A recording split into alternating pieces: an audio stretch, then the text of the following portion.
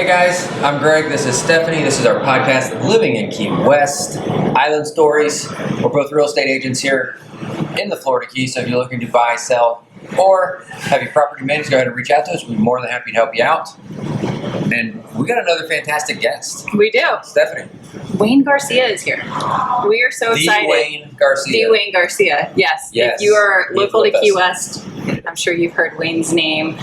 Wayne is a contractor, Yes. a artist, a speaker, a conch. Yes. Among A lot of things. Did I Yeah. miss anything? We won't talk about the other stuff. Storyteller.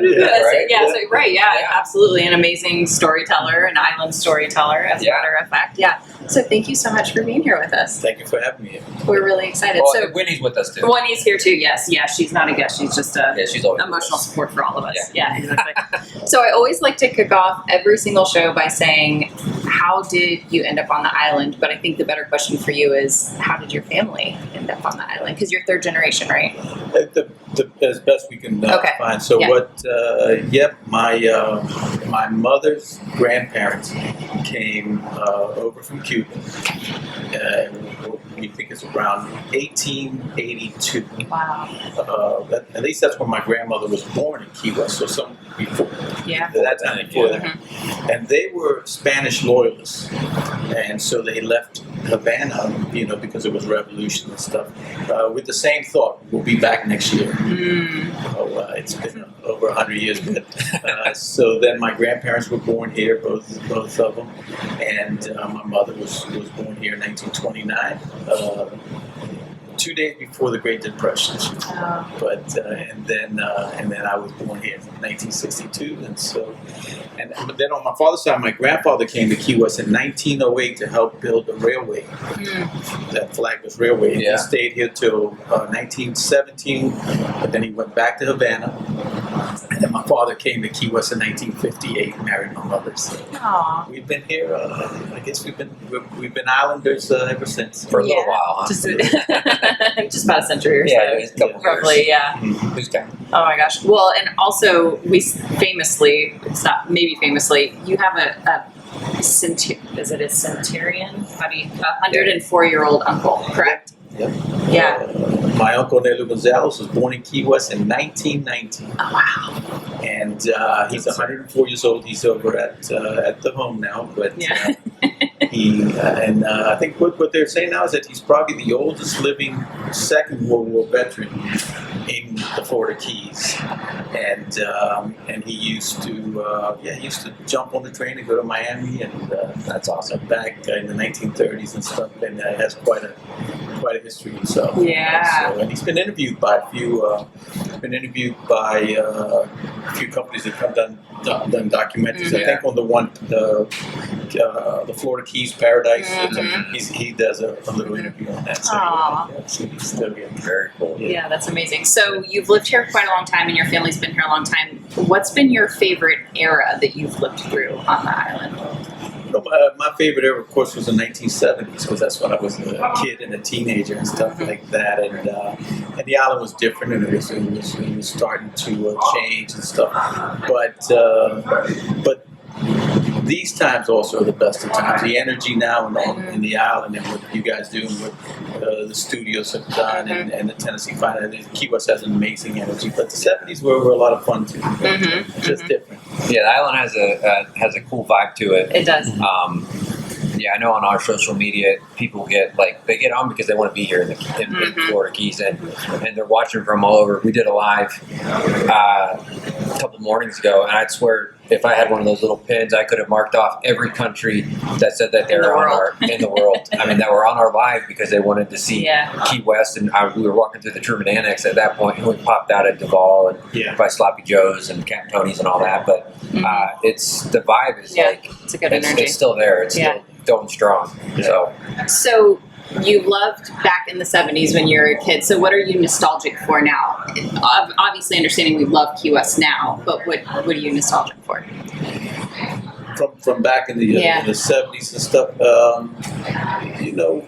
for instance, a neighborhood like this one here, where you guys are at on Petronia, there would be a lot of locals and a lot of local characters. And I always been interested in characters and people. There was a gentleman. There was a liquor store right down the street here, for instance, and you can come down here and they used to sell Conch right here next door, and it was Conch salad stuff. But there was one gentleman, Norman, and he was, he worked hard, and he all week long he used to go to church on Saturdays for some reason, but on Sunday mornings, I guess he would drink a bit. And his passion was to direct traffic. Oh my God. And so you would find Norman on different street corners directing traffic, and just bizarre, and did a pretty good job, even though he was obviously drunk. Yeah. But and so he used to hang around here. So years after that, probably in the 80s, I saw him. He was sitting on the corner there talking to a few guys, and he was sober. And Norman, I said, I remember you, you used to direct the traffic. And he says, I had to stop doing that. I said, what happened? He says, that damn fool turned right into me and knocked me over. It started getting a little bit dangerous. So I gave up the traffic. You got knocked over. Yeah, it was the other person's fault. But drunk in the road. But in the 70s and 60s and so on, we had different characters that I guess they're still around. Sure. But I knew a bunch of them. Probably a little bit more frequent back then. Right. And we had people that you'd see every day, but you knew nothing about their real life. Well, I have to imagine too, like in that era, people weren't on their phones. People like TV maybe wasn't as like people aren't like binge watching things, so they're outside a lot more. So you're putting your eyes on people a lot more and interfacing with more people on a more regular basis. It's a little bit more difficult because like you said, people are on their phones or they're watching TV or something. Yeah. We meet a lot of people walking our dogs. Truthfully, that's how we met since we moved here. That's how we met a lot of people. Because we're walking our dog. Key West is super dog friendly, and so you can go into restaurants. People may not remember us, but they remember our dogs. So we're we remember you guys from a couple weeks ago when you brought her. But there's some characters I can think of. Like there's one guy, and it's funny because you have like names for him. You don't know him, but you see him. And it's like there's one guy. He always like calls you different things when he sees you, not like anything mean or whatever. But he always makes up names. But one time he called you Billy the Kid. I think he's done that more than so once. Now we call him Billy the Kid because he's always on his bike. We don't know anything about him, but he's always riding his bike. I'm sure you. And he talks to everyone, and he like makes up a story and he's names just kind of and all that. I don't even know if he's directly talking to anyone, but probably we'd see a lot more if people weren't like on their phones and stuff. Yeah, absolutely. So, so you have Garcia Contractors. That's your business. So when did you start that? So my father was a contractor here in the 70s and on into, he retired when he was 85. But anyways, I started Wayne Garcia Building Contractors in 2000. Okay. And we were Garcia Jones briefly, but now we're back to Wayne Garcia Building Contractors. So that's my day job. Yeah. Well, actually, we met you because of your work. So we met Wayne originally right after Hurricane Ian last year in 2022 came through, and we were renting a place on Catherine Street. That's right. And we were outside right after Hurricane Ian passed through. It was like 7 in the morning. We were out with our pups, letting them go potty, and this truck drove past us and then backed up and got out and said, "Oh, how did you fare in the storm? Are you staying here? How did you fare in the storm?" And it struck us, it stayed with me because I felt like you were so proud of your work. Like you wanted to check on your work, and it meant something to you that people were able to safely ride out tropical weather and something that you built. And that's always stuck with me. I just thought there was shiesty, you would not have stopped. No, you don't want to be associated. If you didn't believe in your work, you would have been. You would have been gone. You get paid and you're on to the next one. But for you to stop, come back, and ask us how it did. Not a lot of. I don't think a lot of contractors would do that. I mean, some would, but not a lot. But I went by a few of the houses I built over the years and stuff just to see how they weathered the storm, and that was one of them because we did that. I think we finished that house in 2017, but it was engineered to weather that type of storm and even a bigger storm. So that I remember that morning clearly. Up front. And it did pretty well. It did really well. It did yeah, great. and we were Yeah. incredibly grateful to be in a structure where we felt completely safe because I mean it does get a little scary. It can get a little scary, so we were grateful for that. So beyond being a professional contractor, you're also an artist. Right. You do incredible work and a speaker. But tell us a little bit about your art, like how you got into. Because I've obviously been looking at your art. You have a very interesting way of working with wood. So it's wood and paint. But tell us more about how you got started doing that. Yeah, that style of art is called intaglio. Okay. We call them carbons. And back in the early 80s, 81 or 2, I was doing a job down on Louisa Street, I believe it was. And my father and I were working on something. I saw this gentleman out underneath a tree, and he was carving on a piece of wood and had a few friends with him and stuff. And so I went over and had a brief conversation. Well, that gentleman was Marvel Sanchez, who Marvel Sanchez is one of the leading, was one of the leading folk artists in the country. And his work is displayed in the Smithsonian and stuff, Mario's world. And so we talked for a while, and he explained to me how he did that type of artwork.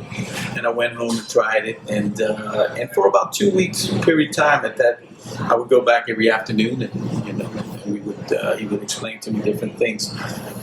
And it's just something that he would tell a story with that artwork, and that's what I liked. He did street scenes or characters or different things like that. And so him and I became friends, and we lost contact a little bit. But in the '90s, I did a job for his niece, and we got reacquainted. He was older and stuff, and he explained to me the different techniques he used with what was called vellum and carbon paper, and why he would draw things on a newspaper bag, and so that's how he would explain to me. So I did some pieces. I used to give them away and stuff. And in 2012, Nance Frank from the gallery on Green Street where my artwork's at asked me to come over, and she talked to me. She wanted me to go and do a lecture in New York City at I think it's one of the museums, anyways, and they were displaying Mario's work there. So I did a lecture and I showed that town, and then I did a lecture in Havana, Cuba, with, and so ever since then I've been doing that type of artwork. And I enjoy it, because it gives me the opportunity to tell stories of things that I experienced in my life. So. Yeah, that was one of the things I really loved about your art too. I mean, it does feel very Key West, very like just the look of it, but I love that you are such a skilled storyteller and you're grouping that together. Like you kind of are putting both of those mediums together. Yeah, I love that. So which comes out in the work. Oh, too. absolutely. When you're doing it with the passion and you would really enjoy what you're doing. It shows in your artwork. So which is awesome. So I'm a little indulgent in asking you to tell some of your stories. If you would indulge me in telling, I don't know, some of your favorite stories. I saw one about B-29, which I thought was a cool story. Would you tell that? Yeah, B-29, that story is about, back in the, in the 30s, 40s, 50s. The Cuban community here had a tradition of rooster fights. So there was this one gentleman that lived on the Wall Street, and had a long string of bad luck, and had good roosters, and he was just about ready to give it up. He didn't want to do it, and he was walking down the sidewalk, and he saw this little tiny white bitty or a little chicken, and he picked it up, and as soon as he picked it up, someone yelled B-29. Now, whether it was a bingo pause or so he named that bird that, and he loved that bird, and he started to train it, and the bird became a champion, to the point where he would have the bird sleep in his bedroom with him because he was afraid somebody would steal the bird and sleep. And so the bird had, that rooster had never been defeated. But it was before Cuba closed, and they brought another rooster from Cuba, which was the feared Havana Red, and that bird had never also. So they had this bout, this fight, and the irony of it is that these men loved these birds. Yeah. It was their pet, but they put them up as gladiators, Yeah. you know. And so, but B29 came out victorious, and he retired him or put him out to pasture at the city cemetery. And so he would go out and feed the rooster, you know, black beans and rice or whatever he had to fight left over. And then this other gentleman started doing it and did that for many years, feeding up the different roosters around the graveyard and the different chickens. And that's the gentleman who was telling me the story about B29. So that particular day where he was feeding the chickens the rice and beans, he told me, he says, you know, I'm leaving, my daughter sold the house and going to Cali. He says, but I guess nobody will feed these animals, I mean, you know, these roosters. And these are all descendants. So, you know, a few weeks passed, and one day my wife was cooking, and we had finished eating, and I see she had some rice and beans left over. I said, save that for me, I'm going to. So that's B29. But yeah, there's I'm doing one now of what's called from the 70s called the Big Pine 29, and it's a smuggling scene. And in the late 70s, things were rough here in Key West, and some of the men and fishermen and people got into smuggling marijuana. That's just what they did. And so, but it had become so casual of a thing that it was not a big deal. You know, there's a load coming in here or there. And if somebody needed some money, they were going to get married, or their kid was going off to college, something, you'd go, hey, can I get in on that load and make it 10 grand or whatever? And so it had become to the point where this one particular time they were going to bring in some marijuana. And so the guys were like, hey, this guy's coming, and the guy that works at the grocery store is coming. He's going to bring some beer. This guy's going to cook a roast pork. It was almost like a picnic. I was going to say, it turned into a party. The shoe salesman's coming, the barber's coming. So they all went up to Big Pine, and it was 29 of them, you know, that were doing this load of marijuana. Big Pine. But the feds had found out.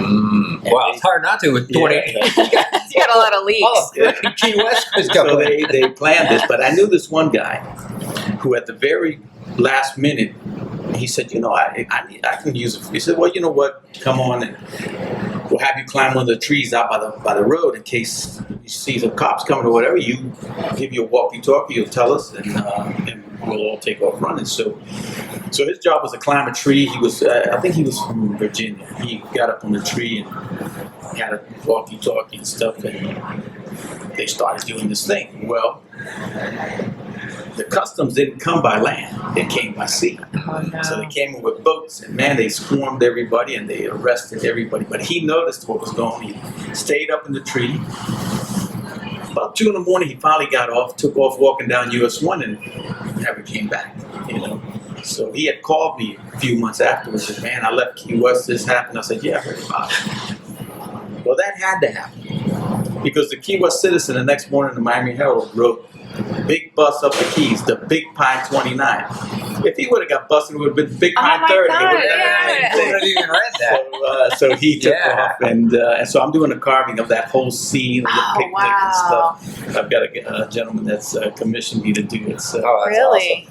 But that's the kind of stories that I do. Yeah. And the carvings and stuff. You know, Key West is, over the years, it has changed. And a lot of things have changed. A lot of things are still the same. And one of the things that, you know, when I was a kid, on Saturday mornings, everybody would hang out on the porches or on the sidewalk. We would play along the you know, on Simonton Street where I grew up, 20 Simonton, and my grandmother, my mother, my aunt, my uncles, and everything. And this gentleman would come by every Saturday morning, and he was an old cigar maker, and he was a reader. He would read to the cigar makers, and his nickname was Miami, and that's how we knew him. He was an older gentleman, always wore a white shirt, long sleeve, black slacks, and a straw hat. And he'd come by and he'd talk to my grandparents and then talk to us kids and joke with us and tell us about his great travels that he did. That he'd go to London and to Paris and the Great Wall of China. And we would be like, wow, Miami, you've been all these years? Yeah, you know. And then he was almost like he was a psychic of sort. He'd turn to my brother and say, you know, someday you're going to be a lawyer or something because you're always arguing with everyone, but you're quick to come to your brother and sister's defense. And he looked at me and he said, Redhead, you're going to work with your tools like your father because you're always up on his truck. Play with the tools. And he joked with us. And then, as he leave, we'd yell to him, where are you going? Where are you going? He says, I'm going to Miami, but I'll be back next week. That's the name, Miami. I asked my mother years after that, I said, remember the old man Miami that used to come by? And she says, yeah, he used to live there on Olivia Street with his mother. I said, was he a world traveler? Did he go to these places and everything? She said, Miami? He never left the neighborhood. He'd go to Fausto's and come back. Oh my gosh. He's a storyteller, So he lived in Key West. He lived in Key West. And then, years ago, Miami had died and everything. I found his headstone one time at the city cemetery. His name was Antonio Armas, and then underneath it said Miami, and had it printed on the headstone. Love it. World traveler. My brother and I were sitting on the porch some years back on Simonton Street there, and my brother did become an attorney, and talking about Key West and different things. My kids were playing on the sidewalk, my nephew and stuff. And we noticed this guy come down the sidewalk, and I looked at my brother and said, look at that guy. And he says, yeah. And he had a straw hat, white shirt. I said, doesn't he remind you of? My brother says, yeah, he does remind me of Miami, And he stopped and talked to my son and my nephew and stuff, and then he went off. And I called my son over and said, Gregory, come here. He was little, 4 or 5 years old. And I said, what did the old man want? What was he talking to you? But he said, oh, Dad, he was just an old man on his way to Miami. And that's Key West. And those is kind of stuff that, that has happened. On Simonton. Yeah. So anyways, that's, so those, I did a carving of Miami and of that scene. Oh my gosh. That house, yeah. That's amazing. That's great. So would you call that maybe some sort of a spiritual, yes. Like it was Miami spirit perhaps? It might have been, yeah. Yeah. I like to think it was, yeah, absolutely. So he's going to Miami. Is there a particular wood that you like to use when you're carving, or is it? I use mahogany. I'll use a really good piece of pine sometimes. Okay. But some stuff, whatever. Sometimes if I have some cedar left over, cedar's good to work with, or something, whatever. Sometimes the piece of wood will tell me this is what you're going to do. Oh, yeah. Yeah, absolutely. Yeah. So I asked you before we started recording if you'd had paranormal experiences or ghost experiences or whatever you would want to call it. And you emphatically nodded your head. So I asked you if we could talk about it when we were recording. Absolutely. You said yes. So you shared about Miami, but do you have any other experiences that really come to mind as far as? Yeah, we've done over the years. My father did a lot of work at the city cemetery. Yeah. He used to build the vault. He did as a contractor. That was one of the jobs he did. Did those eternal homes there, and I've done some over the years and stuff. But the city cemetery is a unique place, and there's so many. There's more souls there than there are people who live in this island. And some years back, I was doing this family, Key West family, had asked me to come, and see if I would do a grave vault for them. The grandmother had died, and I said, yeah, sure, I'll do it for you guys. And I remembered that she lived behind where the Advance Auto Part is. She lived there, and she had.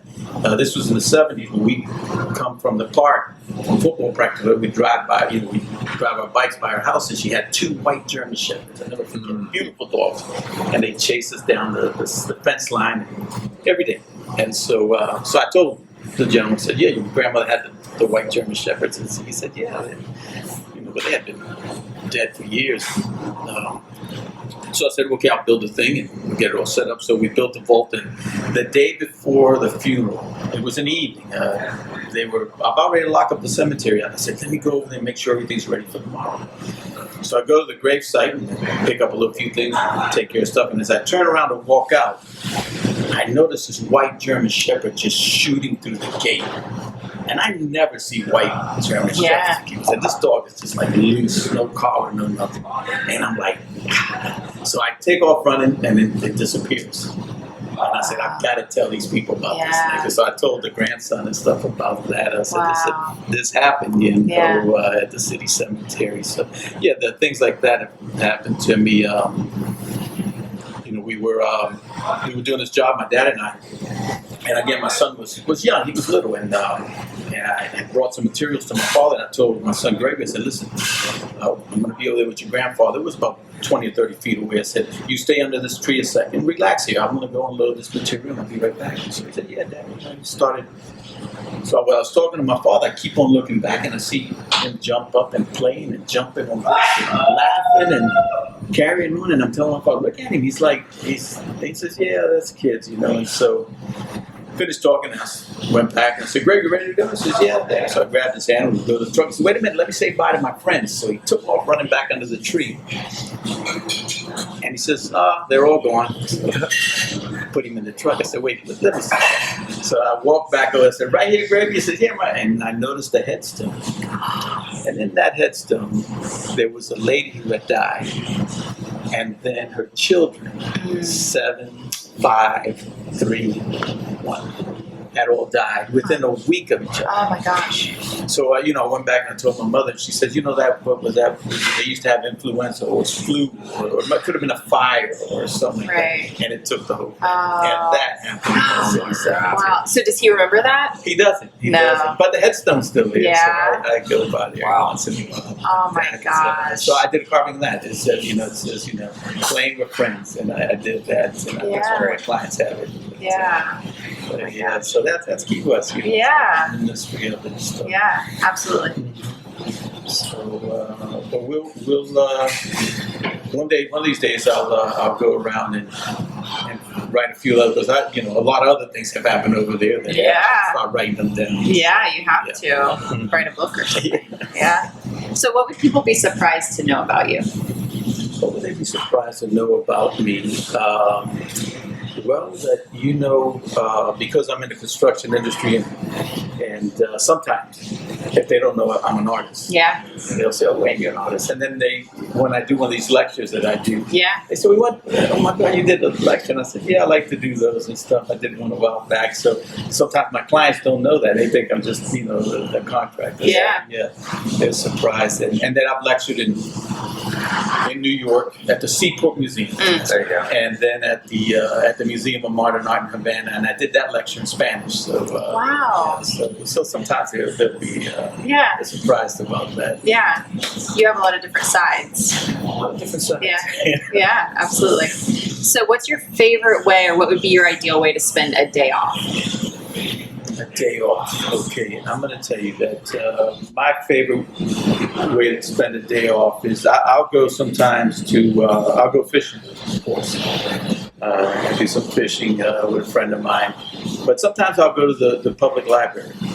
And I'll go into the section where Tom Hebright, he had a section of old Key West memory, and I'll look up stuff and I'll research different stories that I want to write about, stuff like that. So I enjoy doing that, and just walking around town. Sometimes I'll just walk and smell the different smells of the island and the sounds and stuff. Because sometimes that'll remind me of Key West. There was a time where you could get on your bike and ride around town on a Sunday and smell the Cuban women making black beans, and the smell of roast pork. The gentleman sitting on their porch smoking a good cigar. You ride your bike and all these, and it's almost like the smell of fresh cut grass with the old push mowers that they used to cut and stuff. And that's the kind of thing I still like to do. Absolutely. Key West. So just a leisurely day. Just a leisure, and then I'm fishing. We'll go fishing and go catch some grunts and stuff like that. Very cool. Sounds like a pretty good day. That sounds like an amazing day. I mean, when you live in Key West, that's like the best thing to do. Which is absolutely. Stephanie would live at the library if she could. I didn't get a chance to know Tom, but it's Dr. Corey now, I think. And he's great. I've liked working with him. Going back there. Yeah, absolutely. I could live in there and just look at all of the historical information and everything. So, what's your favorite place to eat on the island? Oh, that's a good one. So my favorite place to eat now on the island is still the Siba name on Catherine, right? Catherine Street. Yeah. And that I don't know if you know that. So the Siba name before it was a Cibanea, it was a place called a Lechonera, and it was, you know, it was the pig. It had this pig in front of it. I think the pig was pink or whatever, and you go in there with roast pork and stuff. But before it was any of that, the very first thing that building was a gas station, and one of the first gas stations in Key West. It was a single pump, and that's why it's located in a corner like that. Yeah, that makes sense. That's my uncle told me that it was a gas station, but you know, they still do a good job with authentic Key West recipes and Cuban recipes. Yeah, I like the Lechonera, you know. But there's great places to eat all over this. We went to the Trot on the beach last Saturday. My wife and I. It was a really good meal. So okay. Yeah, there's so many good places to eat in Key West. We love trying all. Well, that's one of the great things is that there's, you know, we get asked all the time is where's their favorite place to eat? And I was like, well, there's a lot. There's a lot. There's a lot to eat. We actually really love the Great Breed. Yeah. That's how we ended up filming in this spot. Is because we apparently ate here too much. Got to know the owner and Todd and all that. And, so that's how we're filming here now. But so I guess it did pay off eating all those meals. But there's so much good food on the island. Yeah, absolutely. So if you could go back and tell your 18-year-old self, just embarking on life, some wisdom or something, what would you tell him? My 18-year-old self. Okay, so one of the things I would tell them is don't go to that school dance that one Saturday night. That's where I met Angie, but no, I still go to that school dance. You know,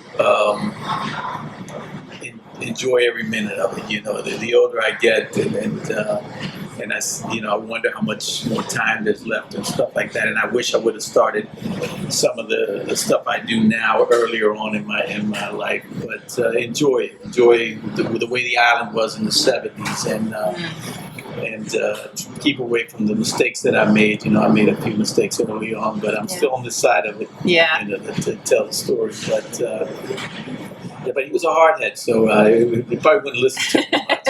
Right. So what are the things that you wish you would have started earlier if you would have had a chance? You know, I always was interested in the artwork artwork and in writing and stuff, and I probably would have started a little bit earlier back then. I also probably would have pursued more. I probably would try to go get an education in art and stuff like that. Where instead, I just learned the artwork. I learned it was on the streets and Mario and stuff like that. But I'm fascinated by it. I read books on art all the time and the different masters and stuff like that. But and travel more. I didn't, you know, early on. I didn't like flying much, you know, so we didn't travel much. And then what I did was I went and got some flying lessons, and when I started taking flying lessons, the fear of flight disappeared. Now I can fly anywhere because I saw how everything works. Yeah. So I do a lot of that. My wife and I travel quite a bit now. And your wife is Angie? My wife's Angie. She's also a fourth or fifth, one of those generation Conch.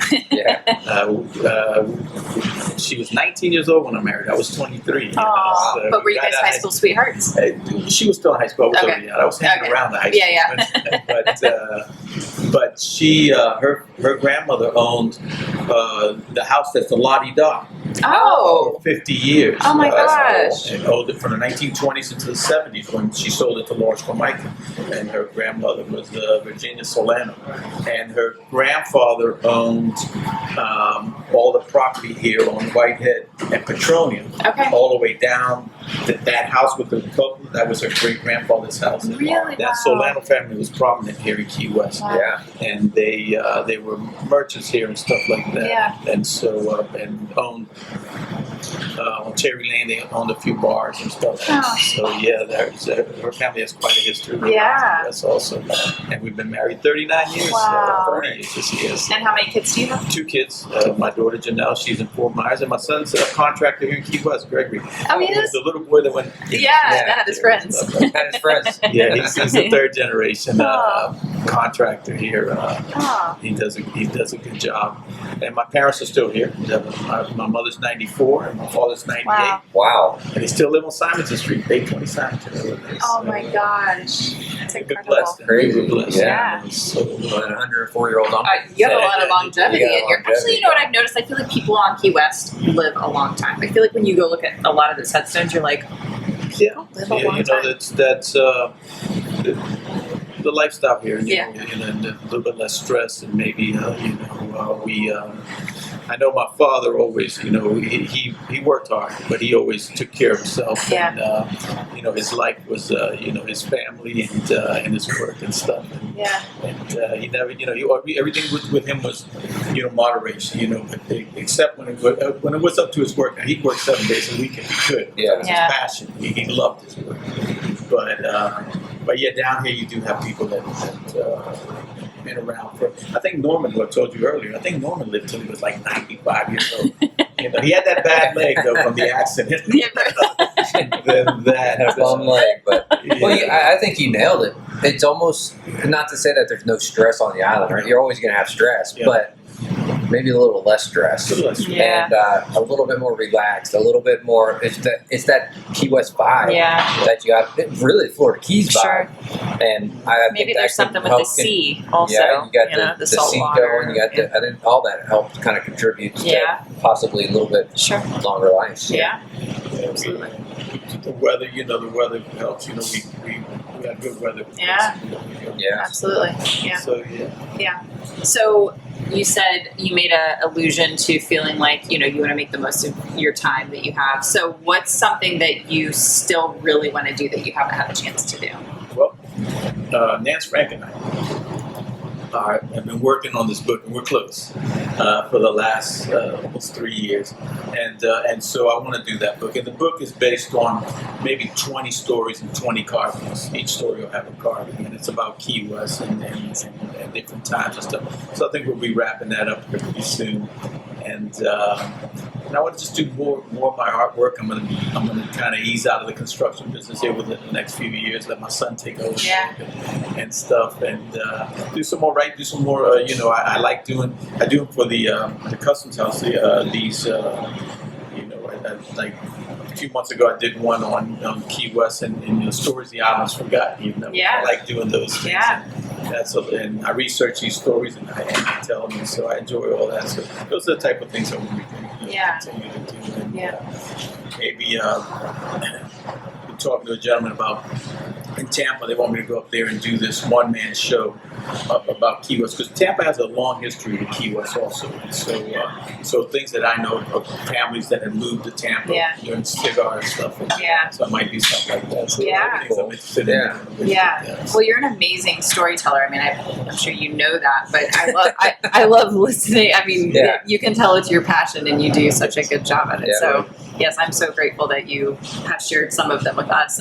So I also want to make sure that we talk about, so you have something coming up in June. We don't know the exact dates yet with the studio, so we will post on our social media soon as we have dates, but tell us a little bit about sort of the outline of what you guys are going to be doing. So I was approached by an ex friend of mine. He was an ex city commissioner, Tony Yanis, Fats Yanis, and he thought about this concept of four guys sitting around in the living room talking about the 70s and smuggling days and things that happened and who went and who did and what, and so he assured me that the statute of limitations wasn't passed, though I wasn't involved in it. Yeah. But anyways, I know the stories. But and so they want to do something like that, and these guys talking around the coffee table, and then bring the audience in and kind of eavesdrop on these conversations. Yeah. So we're going to do that in June. I don't know exact dates, but we're getting that together with the studios. Yeah.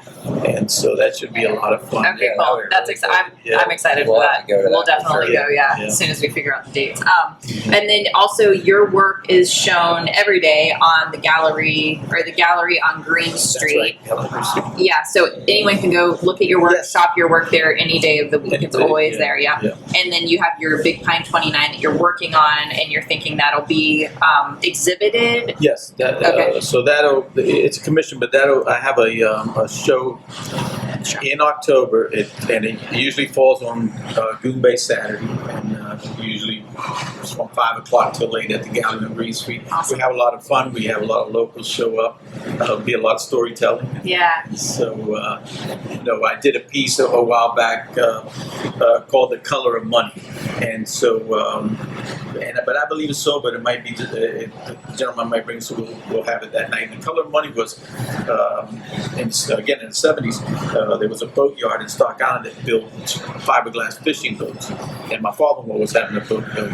And so one afternoon, this gentleman showed up and said, "Listen, Cuban gentleman," he told my father-in-law, he said, "Listen, I want to have a boat built, and I want to see if you translate for me," because he only spoke Spanish on the boat. He says, "Well, I'll go, but this guy's got a long list of boats, and he's got to build like 20 boats. I don't know if he can get to you." So he said, "Well, let's go inside his office." So they go inside the office, and the guy, his name was Henry Monroe. He was a boat builder. He said, "Well, listen, Henry, this Cuban gentleman here wants to have a boat built." He said, "Well, tell him right off the bat it's going to be months before I can get to him." He said, "Because I have." He says, so he tells the guy in Spanish, "Listen, it's going to be so many months." And he said, "Wait a minute."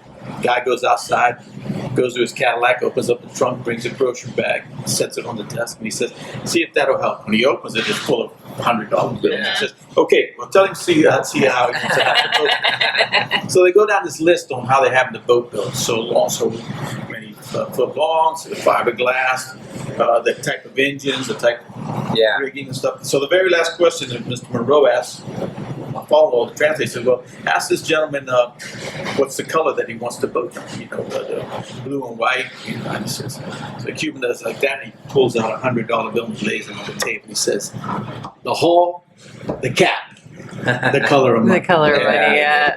So that was one of the carvings that had the color of money. I think that boat sank in about 40 feet of water. Oh my God! But it was a nice boat until then. It was nice until. So was that a commission that you did? Yeah, okay. I did that color of money. Yes. Yeah, awesome. But anyways, that's Cool. That's what I do. Yeah. So is there anything that we haven't talked about that you'd like to talk about? I think we covered a lot of it. Yeah, we covered a lot of my time here in Key West.